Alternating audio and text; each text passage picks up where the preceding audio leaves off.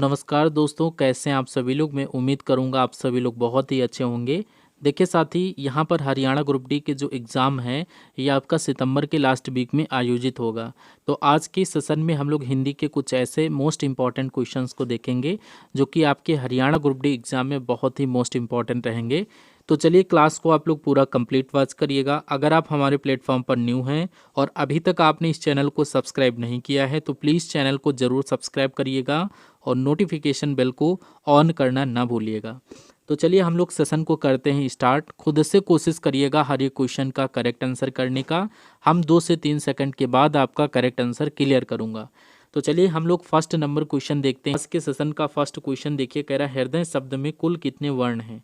Option में आपको 2, 3, 4, 5 दिया गया है। तो यहाँ पर आपको ये बताना है कि हृदय जो शब्द है इसमें कुल कितने वर्ण है। बहुत ही इजी क्वेश्चन है। देखिए, पहला जो आपका वर्ण होता है वो आपका हा होता है।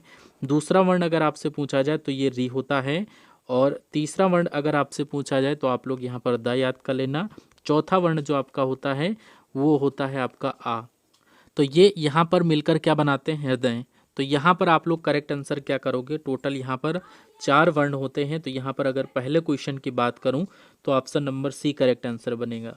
नेक्स्ट क्वेश्चन आप सभी लोग यहाँ पर देखिए, कह रहा है या और वाह किस प्रकार के व्यंजन है। या और वाह किस प्रकार के व्यंजन है। ध्यानपूर्वक क्लास को देखिए। ऑप्शन में दिया गया ऊष्ण व्यंजन, स्पर्श व्यंजन, अंतःस्थ व्यंजन या संयुक्त व्यंजन। तो यहाँ पर आपको बताना है या और वाह किस प्रकार के व्यंजन है। तो देखिए, या और वाह जो है अंतःस्थ व्यंजन है। और ये व्यंजन कौन कौन से होते हैं ये आप लोग याद कर लेना। अंतःस्थ जो व्यंजन होते हैं वो होते हैं आपके या, कमरा, कमला, कामावा। इनको हम लोग बोलते हैं अंतस्थ व्यंजन या रा लावा। अगर संयुक्त व्यंजन की बात किया जाए तो आपसे अगर पूछे एग्जामिनर तो आप लोग क्या बताओगे, तब यहाँ पर आप लोग याद कर लेना। ये आपका होता है छा और त्र, जिसका मतलब होता है त्रिशूल। त्र और ज्ञा, यानी छत्र ज्ञा, ये जो होते हैं ये आपके संयुक्त व्यंजन होते हैं। और लास्ट में आपका स्रा आता है, ठीक है, ये स्रा आता है। इनको हम लोग बोलते हैं संयुक्त व्यंजन। और यहाँ पर अगर उष्ण व्यंजन पूछा जाए कौन कौन से होते हैं तो आप लोग क्या करेक्ट आंसर करेंगे। उष्ण व्यंजन की बात किया जाए तो यहाँ पर ये जो सा होता है और कामा ये जो सा होता है और एक ये सा होता है और एक हा होता है। इस प्रकार से आप लोग याद कर लेना, ये उष्ण व्यंजन होते हैं। और स्पर्श व्यंजन की बात किया जाए तो यहाँ पर याद कर लेना चा, छा, कमा, जा और टा, ठा, ये आपके होते हैं स्पर्श व्यंजन। इनको आप लोग याद कर लेना। जो समझ में ना आए कमेंट करना। 1 से 2 क्वेश्चन यहाँ से जरूर आपके एग्जाम में देखने को मिलेंगे। क्लास को स्किप मत करिएगा, लास्ट तक आपको वॉच करना है। थर्ड क्वेश्चन में आपसे पूछा जा रहा है द्विमासिक शब्द का सही अर्थ क्या है। वेरी मोस्ट इंपॉर्टेंट क्वेश्चन है। ऑप्शन में आपका दिया गया 2 माह तक चलने वाला, 2 माह में एक बार होने वाला, 2 महीने पहले का, 2 महीने बाद होने वाला। सभी लोग बताओ करेक्ट आंसर क्या होगा। और क्लास अगर आपको अच्छी लग रही है तो आप लोग क्लास को लाइक करके चैनल को अवश्य सब्सक्राइब कर दीजिएगा। तो यहाँ पर आप लोग 2 मासिक शब्द का सही अर्थ क्या कर रहे हैं, यानी कि यहाँ पर 2 महीने से आप लोग अनजात करिए, यानी कि 2 माह में एक बार होने वाले को हम लोग बोलते हैं 2 मासिक। यानी तीसरे क्वेश्चन की अगर बात करें तो correct answer option number B बनेगा। चौथा नंबर क्वेश्चन आपसे पूछा जा रहा है स्वजन शब्द में प्रयुक्त उपसर्ग कौन सा है। स्वजन शब्द की बात चल रही है तो आप लोग क्या करेक्ट आंसर करेंगे। इससे बैकअप में जो क्लास हमने लिए थे तो उसमें हमने आपको बताया था कि जो शुरुआत का शब्द होता है उसको हम लोग क्या बोलते हैं, शुरुआत का जो शब्द होता है उसको हम लोग बोलते हैं उपसर्ग। और अंतिम जो शब्द होता है उसको हम लोग क्या बोलते हैं, उसको हम लोग कहते हैं प्रत्यय। क्या बोलते हैं, प्रत्यय, जो अंत में लगता है। तो जैसे कि यहाँ पर स्वजन दिया गया है तो स्वजन में अगर हम लोग बात करें तो स्टार्टिंग का शब्द आपको स्व दिख रहा है। तो स्वजन में यहाँ पर ये जो स्व है ये आपका क्या हो जाएगा, उपसर्ग हो जाएगा। तो यहाँ पर correct answer option number C आप लोग करेंगे। और नेक्स्ट क्वेश्चन देखिए, पुसत्व शब्द में प्रयुक्त प्रत्यय कौन सा होगा। वेरी मोस्ट इंपॉर्टेंट क्वेश्चन है, थोड़ा दिमाग लगाने की ज़रूरत है। मैंने अभी आपको बताया था कि जो अंतिम शब्द होता है वो आपका क्या होता है, प्रत्यय होता है। और जो शुरुआत का शब्द होता है वो उपसर्ग होता है। तो प्रसत्व शब्द में जो आपका त्वा दिया गया है ये आपका क्या है, ये आपका जो त्वा दिया गया है ये आपका प्रत्यय हो जाएगा। इसलिए option number A correct answer इस क्वेश्चन का कर लीजिएगा। नेक्स्ट क्वेश्चन में कह रहा है राज्य सेवक में कौन सा समास है। ऑप्शन में कर्मधारय, द्वंद्व, तत्पुरुष व बहुब्रीहि दिया गया है। तो मैंने क्वेश्चन को पढ़ा, आंसर हमारे माइंड में तुरंत आ गया। तो यहाँ पर आपको ऐसे ही करना है, क्वेश्चन को जैसे आप देखें तुरंत करेक्ट आंसर कर दें। राज्य सेवक यानी कि यहाँ पर तत्पुरुष समास हो जाएगा। Correct answer option number C हो जाएगा। आप यहाँ पर इसको समास विग्रह करके देख सकते हैं। जिनको पता है बहुत अच्छी बात, जिनको नहीं पता है उनको मैं करके बता देता हूँ, क्योंकि ये क्वेश्चन इंपॉर्टेंट है, एग्जाम में देखने को मिलेगा। तो जब आप इसका समास विग्रह करोगे तो इसका जो समास विग्रह बनेगा तो यहाँ पर बनेगा राजा का सेवक। क्या बनेगा? राजा का सेवक, ये इसका समास विग्रह बनेगा। तो यहाँ पर का ये जो है ये किस कारक की वृद्धि है? कर्ता ने कर्म को, यानी कि यहाँ पर ये कर्म कारक की, ये यहाँ पर कर्म कारक की विभक्ति है। तो कर्म में यहाँ पर को आता है। तो मैंने ये आपको एक बार नहीं कई बार बताया है बैकंठ के क्लास में। तो जब भी ऐसा आपको दिख जाए तो आंख बंद करके आप लोग तत्पुरुष समास को चूज कर दीजिएगा। और एक और तरीका आपको बता दें, राज अलग है सेवक अलग है, दोनों को जोड़ दिया तो यहाँ पर क्या बना? राज सेवक। जब भी ऐसा दिख जाए आंख बंद करके तत्पुरुष समास को टिक कर दीजिएगा, क्वेश्चन आपका सही हो जाएगा। 7 नंबर क्वेश्चन इसी क्रम में देखिए, कह रहा है प्यारे साथियों कि प्रज्ञा का उपयुक्त पर्यायवाची कौन सा है। ऑप्शन में वृद्धि, स्मृति, आशा, इच्छा दिया गया है। प्रज्ञा का उपयुक्त पर्यायवाची शब्द अगर आपसे पूछा जाए तो यहाँ पर बुद्धि को लॉक कर देना। Option number A correct answer है। 8 नंबर क्वेश्चन देखिए, दुराचारी का सही विलोम शब्द क्या होगा? धर्मात्मा, सदाचारी, पुण्यात्मा या सज्जन। तो यहाँ पर दुराचारी का सही विलोम शब्द पूछा जा रहा है तो आप लोग क्या करेक्ट आंसर करेंगे? तो यहाँ पर आप लोग सदाचारी को कर देना। धर्मात्मा का अगर आपसे पूछा जाए तो इसका करेक्ट आंसर क्या बताएंगे? धर्मात्मा का जो विलोम शब्द होता है ये होता है दुरात्मा, ठीक है। और अगर पुण्यात्मा का पूछा जाए विलोम शब्द क्या हो जाएगा? इसको याद कर लेना, पापात्मा। क्या हो जाएगा? पापात्मा। और अगर सज्जन का विलोम शब्द पूछा जाए तो इसका यहाँ पर उल्टा कर दीजिए, सज्जन का हो जाएगा दुर्जन। तो ये जो सारे पॉइंट मैं आपको बता रहा हूँ इनको जरूर आपको याद कर लेना है, क्योंकि यहीं से क्वेश्चन आपको एग्जाम में देखने को मिलेंगे। और नेक्स्ट क्वेश्चन आप लोग देखिए, कह रहा है अपने मुंह मियाँ मिट्ठू बनना मुहावरे का अर्थ क्या है? मीठा बोलना, स्वयं अपनी प्रशंसा करना, दूसरों की प्रशंसा करना, झूठ बोलना। तो यहाँ पर दिया गया अपने मुंह मियाँ मिट्ठू बनना, यानी कि आप अपनी प्रशंसा स्वयं कर रहे हो, यानी कि अपने मुंह मियाँ मिट्ठू बन रहे हो, यानी अपनी प्रशंसा स्वयं कर रहे हो। Option number B correct answer बनेगा, लॉक कर देना। 10 नंबर क्वेश्चन यहाँ पर आप लोग देखिए, कह रहा है 1 और 1 11 होना लोकोक्ति का सही अर्थ क्या होगा? संख्या बढ़ जाना, एकता में शक्ति होना, अधिक लाभ होना, कठिन परिश्रम करना। तो यहाँ पर 1 और 1 11 होना, इसका अर्थ क्या होगा? यानी जैसे आप लोग याद कर लें, एक सीख है, यानी इसको आप यूँ तोड़ दें तो यानी एक साथ में अगर 10 सीख ले लें, 1 2 3 4 5 6 7 8 9 10, तो यहाँ पर आप इनको अगर साथ में तोड़ना है, आपस में इनको जब जोड़ दिया, आपस में इनको जोड़ दिया और इनको तोड़ने की कोशिश करें, लेकिन ये टूट नहीं रही हैं। तो यानी 1 और 1 11 होना, यानी एकता में शक्ति होना। क्या हो जाएगा? एकता में शक्ति होना। Option number B correct answer बनेगा। अगर आप अकेले हैं तो यहाँ पर आपको लोग मार सकते हैं, लेकिन आप अपने मित्रगण के साथ हैं तो वहाँ पर क्या हो जाएगा? कोई आपको टच नहीं करेगा। तो इसलिए 1 और 1 11 होना मतलब एकता में शक्ति होना। नेक्स्ट क्वेश्चन में कह रहा जो बिना वेतन के सेवा करे उसके लिए एक शब्द क्या होगा? कर्मचारी, सेवक, अवैतनिक, अधिकारी। तो यहाँ पर उसको हम लोग क्या बोलते हैं? जो बिना वेतन के सेवा करता है तो उसको हम लोग बोलते हैं क्या? अवैतनिक। क्या बोलते हैं? अवैतनिक। जो तनख्वाह नहीं लेता है, सैलरी नहीं लेता है, उसको हम लोग बोलते हैं अवैतनिक। Option number C correct answer कर देना। 12 नंबर क्वेश्चन देखिए, वह धीरे धीरे सीढ़ियाँ चढ़ रहा था, इसमें धीरे धीरे शब्द कौन सा क्रिया विशेषण है? वेरी मोस्ट इंपॉर्टेंट है। कह रहा है कालवाचक, रीतिवाचक, स्थानवाचक या परिमाणवाचक। तो यहाँ पर अगर शब्द क्रिया के होने के तरीके, ढंग या रीति का बोध करा रहा हो तो इस वाक्य में यहाँ पर चढ़ रहा था, यानी कि धीरे धीरे शब्द ये बता रहा था कि चढ़ने का काम किस प्रकार व कैसे हो रहा है। तो यहाँ पर इसलिए क्या हो जाएगा? रीतिवाचक क्रिया विशेषण हो जाएगा। Option number B correct answer कर देना। और 13 नंबर क्वेश्चन आप सभी लोग देखिए, कह रहा है निम्नलिखित में से कौन सा शब्द अविकारी है? Very most important question, star लगा करके रखिए। तो यहाँ पर आप लोग ये जान लीजिए कि अविकारी शब्द होता क्या है। पहले देखिए, जिन शब्दों के रूप में लिंग, वचन, कारक, काल आदि के कारण कोई परिवर्तन नहीं होता उनको हम लोग अम, अव्यय व अविकारी शब्द कहते हैं। अविकारी शब्द को हम लोग अव्यय भी बोलते हैं, ये भी याद कर लेना। लेकिन यहाँ पर लेकिन जो है ये आपका अविकारी शब्द हो जाएगा। Option number A will B correct answer. Next question आपकी स्क्रीन पर दिया गया है। क्वेश्चन में पूछा जाए यदि वर्षा होगी तो फसल अच्छी होगी, यह कौन सा वाक्य है? सरल वाक्य, संयुक्त वाक्य, संकेतवाचक वाक्य या अज्ञार्थक वाक्य। यहाँ पर क्वेश्चन में से ही आपको आंसर मिलेगा। तो यहाँ पर आप लोग अगर क्लास को ध्यान से देखते हुए चल रहे हैं तो मैं गारंटी के साथ कहता हूँ कि आप लोग यहाँ पर बिल्कुल करेक्ट आंसर वहाँ पर करके आएंगे एग्जाम हॉल में। एक भी क्वेश्चन को स्किप मत करिएगा। क्लास को आप लोग रेगुलर वॉच करिए। आपकी मर्जी, आप क्लास रेगुलर देखें या नहीं देखें, आपका कर्तव्य है कि आप क्लास को लाइक करते हैं या नहीं करते हैं, क्योंकि यहाँ पर अपने हिसाब से जो वेरी मोस्ट इंपॉर्टेंट टॉपिक के क्वेश्चन हैं वो मैं आपको करवा रहा हूँ। ठीक है, तो यहाँ पर इस क्वेश्चन में पूछा जा रहा है यदि वर्षा होगी तो फसल अच्छी होगी, यदि वर्षा होगी तो फसल अच्छी होगी। तो यहाँ पर संकेत किया जा रहा है, तो यहाँ पर आपका संकेतवाचक वाक्य हो जाएगा। बस क्वेश्चन के अंदर ही राइट आंसर दिया गया है, आपको दिमाग लगाने की थोड़ी आवश्यकता है। नेक्स्ट क्वेश्चन आप लोग देखिए, कह रहा है निम्नलिखित में से शुद्ध वाक्य कौन सा है। अब देखिए यहाँ पर आपको शुद्ध वाक्य की पहचान करना है, तो इसके लिए आपको क्या करना पड़ेगा, चारों ऑप्शन को आपको पढ़ना पड़ेगा। जो ऑप्शन आपको सही लगे उसको आप टिक कर दें।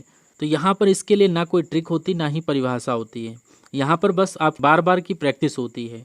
तो यहाँ पर करेक्ट आंसर आप लोग क्या करेंगे, निम्नलिखित में से शुद्ध वाक्य कौन सा है। तो यहाँ पर आप जितनी प्रैक्टिस कर सकते हैं वो करिए। तो कह रहा है मुझे इस विषय में पूर्ण विश्वास है। ऑप्शन नंबर यहाँ पर ए बिल्कुल करेक्ट आंसर बनेगा, बी नहीं ए। नेक्स्ट क्वेश्चन में कह रहा है दिव्य धन औषधि का सही संधि विच्छेद क्या होगा। तो यहाँ पर दिव्य औषधि को लॉक कर देना, option number A correct answer बनेगा। अच्छा, यहीं पर अगर आपसे पूछा जाए कि इसमें संधि कौन सी प्रयुक्त हुई है, तो यहाँ पर आप लोग करेक्ट आंसर क्या बताएंगे। तो यहाँ पर आप लोग क्या बताएंगे, ये आपका हो जाएगा छोटा और ये धन हो जाएगा आ और औ क्या मिलकर बनेगा, आ प्लस औ मिलकर क्या बनेगा, औ बनेगा। तो यहाँ पर नियम के अनुसार औ किस में आता है, ये वृद्धि स्वर संधि में आता है, इसलिए आप लोग क्या बताएंगे, वृद्धि स्वर संधि होगी। दिव्य औषध में यहाँ पर क्या हो जाएगा, वृद्धि संधि हो जाएगी, तो ये भी याद कर लेना। नेक्स्ट देखिए 17 नंबर क्वेश्चन में कह रहा है लोकहित शब्द में कौन सा समास है।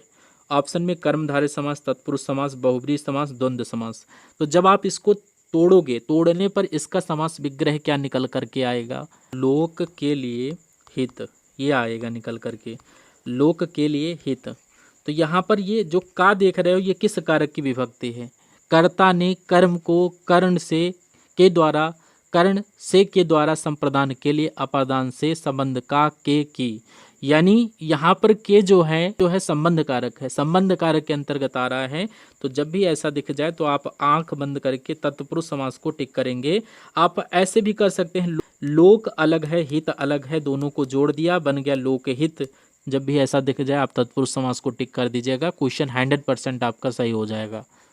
नेक्स्ट क्वेश्चन में कह रहा है प्रत्यय किसका पर्यायवाची है।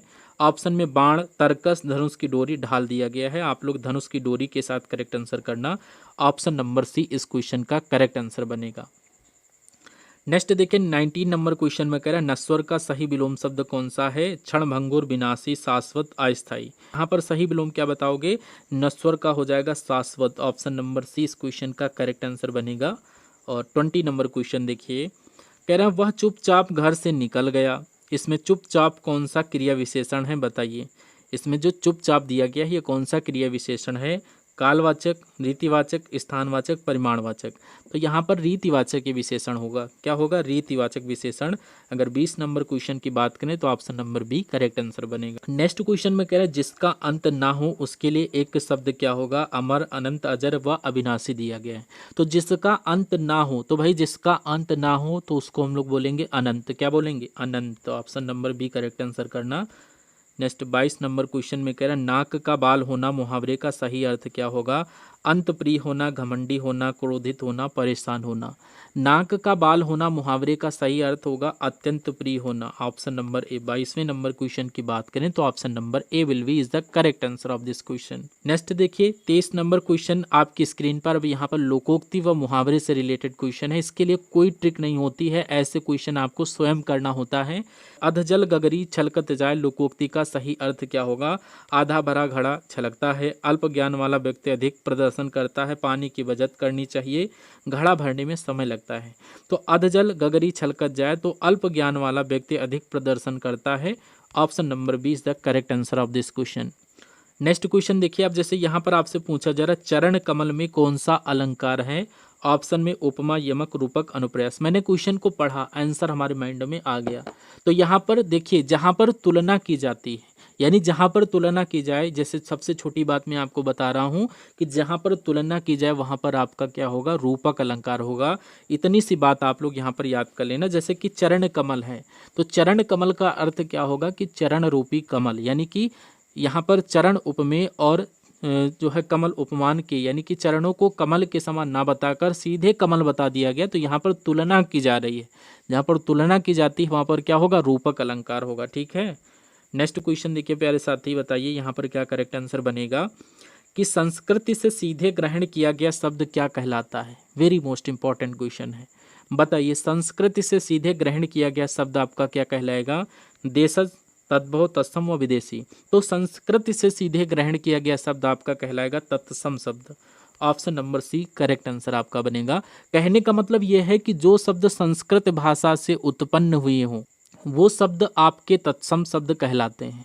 ठीक है, और जो शब्द यहाँ पर हिंदी भाषा से उत्पन्न हुए हों वो कौन से शब्द कहलाएंगे, तत्भव शब्द कहलाएंगे। ठीक है, याद कर लेना। आशा करूंगा कि आप सभी के माइंड में समझ में आया होगा और क्लास भी आपको अच्छी लग रही होगी। I hope. सेशन को अगर आपने लाइक नहीं किया, लाइक कर देना। नेक्स्ट क्वेश्चन में कह रहा है बालक ने गुरु को प्रणाम किया, इस वाक्य में गुरु को कौन सा कारक है। यानी कि बालक ने गुरु को प्रणाम किया, यानी कर्ता ने कर्म को कर्ण से के द्वारा, तो यहाँ पर बालक ने गुरु को प्रणाम किया, तो यहाँ पर क्या हो जाएगा, कर्म कारक। यानी बालक जो होता है वो अपना कर्म कर रहा है, प्रणाम कर रहा है, तो यहाँ पर गुरु की इज्जत कर रहा है, यानी उसको प्रणाम कर रहा है, तो बालक ने अपना कर्म किया, यानी इसलिए यहाँ पर कर्म कारक हो जाएगा। यानी क्वेश्चन के अंदर जैसा कि मैंने बताया कि आंसर छुपा रहता है, तो अभी मैंने आपको बताया कि कारक के कुल कितने भेद होते हैं। अक्सर एग्जाम में ये क्वेश्चन पूछा जाता है, तो याद कर लेना कारक के कुल 8 भेद होते हैं। नेक्स्ट 27 नंबर क्वेश्चन देखिए, कह रहा वे दोनों प्रतिदिन साथ पढ़ते हैं, इसमें दोनों कौन सा विशेषण है। गुणवाचक, संख्यावाचक, परिणामवाचक, सर्वनामिक। तो यहाँ पर पूछा जा रहा वे दोनों, यानी दोनों शब्द किस में आते हैं, संख्या के श्रेणी में, तो यहाँ पर ये संख्यावाचक विशेषण हो जाएगा। क्वेश्चन के अंदर ही डिक्टो आंसर दिया गया है, तो आपके मन में ये आएगा कि संख्यावाचक विशेषण होता क्या है। देखिए संख्यावाचक विशेषण वो शब्द है जो किसी वस्तु या व्यक्ति के संख्या का बोध कराता है। तो 28 नंबर क्वेश्चन आप लोग देखिए, अब आपकी स्क्रीन पर है कि वह बिना रुके दौड़ता रहा। बिना रुके क्या है, पद, पदबंध, उपवाक्य, समास। तो वहां पर कहा जा रहा है कि वह बिना रुके दौड़ता रहा, यानी जब 2 या 2 से अधिक पद मिलकर एक व्याकरण इकाई का काम करते हैं तो उनको हम लोग बोलते हैं पदबंध। तो यहाँ पर बिना रुके यानी कि यहाँ पर पदबंध हो जाएगा, यानी बी ऑप्शन इस क्वेश्चन का करेक्ट आंसर बनेगा। नेक्स्ट 29 नंबर क्वेश्चन आप लोग देखिए, कह रहा है निम्नलिखित में से शुद्ध वाक्य कौन सा है। यहाँ पर शुद्ध वाक्य की आपको पहचान करना है। ऐसे क्वेश्चन करने के लिए आपको प्रैक्टिस की बहुत ज़्यादा ज़रूरत होती है। प्रत्येक अभ्यर्थी अपना प्रवेश पत्र साथ लाएं, ये आपका क्या हो जाएगा, शुद्ध वाक्य हो जाएगा। ऑप्शन नंबर बी में करेक्ट आंसर दिया गया है। आज के सेशन का अंतिम क्वेश्चन आपकी स्क्रीन पर कह रहा वीर रस का स्थायी भाव क्या है। रति, उत्साह, शोक व क्रोध। तो वीर रस का स्थायी भाव क्या होता है, याद कर लेना। वीर रस का स्थायी भाव जो होता है उत्साह। रति का जो स्थायी भाव होता है वो होता है आपका श्रृंगार। शोक का स्थायी भाव पूछा जाए तो यहाँ पर आप लोग क्या बताएंगे, शोक का करुण हो जाएगा, और क्रोध का होता है रौद्र। तो ये सभी पॉइंट आपको याद कर लेना है। और ये क्लास आपको कैसी लगी कमेंट बॉक्स में ज़रूर बताइएगा। और अगर आपको ये क्लास अच्छी लगी है तो प्लीज़ आप लोग क्लास को लाइक करिएगा और अपने तमाम फ्रेंडों में इसको शेयर कर देना। और चैनल पर अगर आप नए हैं और अभी तक इस चैनल को आपने सब्सक्राइब नहीं किया है तो प्लीज़ चैनल को ज़रूर सब्सक्राइब करके बेल आइकन को ऑन करना ना भूलें। तो चलिए मिलते हैं नेक्स्ट आने वाले सेशन में, तब तक के लिए जय Hind. Thank you for watching this session. अपनी तैयारी कंटिन्यू रखिए, और अब एग्जाम में टाइम बहुत कम बचा है तो इसलिए practice makes a man perfect. ज़्यादा से ज़्यादा आपको प्रैक्टिस करनी है। Okay, thank you for watching this session.